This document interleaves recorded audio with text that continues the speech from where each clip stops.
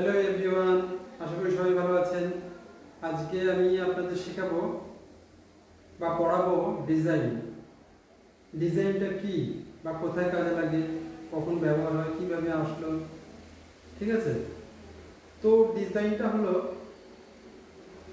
প্রাচীন যুগ থেকে এসছে। তখন থেকে ডিজাইনটা স্টার্ট হয়েছে। যেমন ধরুন, পাথরের গায়ে খোদাই করে তারা লিখতো। হ্যাঁ, তখনকার দিনে মানুষরা লিখতো এবং ছবি আঁকতো খোদাই করে, সেটা এখনো চলছে। ডিজাইনটা কোথায় কাজে লাগে, কিভাবে কাজে লাগে, অনেক রকমভাবেই ডিজাইনটা কাজে লাগে। ডিজাইনের মধ্যে একটা যেমন পড়ে আলপনা। আলপনাটা কোথায় দেওয়া হয়? গ্রামের বাড়িতে পুজো পার্বণে আলপনা দেওয়া হয়।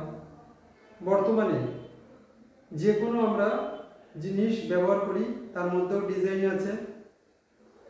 এখনকার যুগে, এই সোশ্যাল মিডিয়া যুগে বিভিন্ন রকমের ডিজাইন দেখতে পাই এবং বিজ্ঞাপন জগতে আরও বেশি দেখা যায়।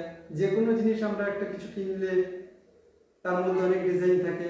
এই ডিজাইনের উপর নির্ভর করেই অনেক কিছু হয়। যেমন ধরুন, আমরা কোনো কিছু একটা কিনলে সেই জিনিসটার মধ্যে যত ডিজাইন ভালো থাকে, আমরা সেই জিনিসটাই আগে দেখি, চোখে পড়ে। সেটা কম্পিউটারে হতে পারে ডিজাইন, সেটা হাতে করা হতে পারে, পেন্টিং হতে পারে, ফ্লোরাল ডিজাইন হতে পারে, জিওগ্রাফি ডিজাইন হতে পারে, যে কোনো টাইপের ডিজাইন হতে পারে। ঠিক আছে, আর বর্তমানে আমরা কোন ডিজাইনটা এখন বেশি চলছে, যেমন টাইলস ডিজাইন হতে পারে, ঠিক আছে, প্যাটার্ন ডিজাইন হতে পারে, এগুলো খুব চলছে। আর ম্যান্ডালা আর্ট হতে পারে। ম্যান্ডালা আর্ট এখন খুব বর্তমানে চলছে, মানে এটা খুব প্রচলিত।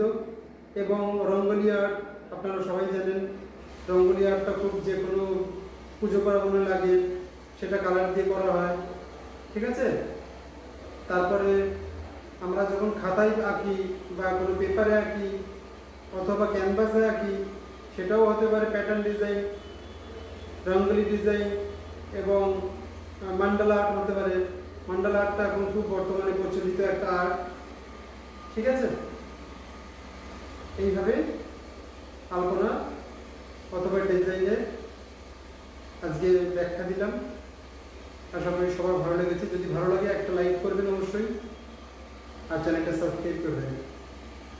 Thank you so much.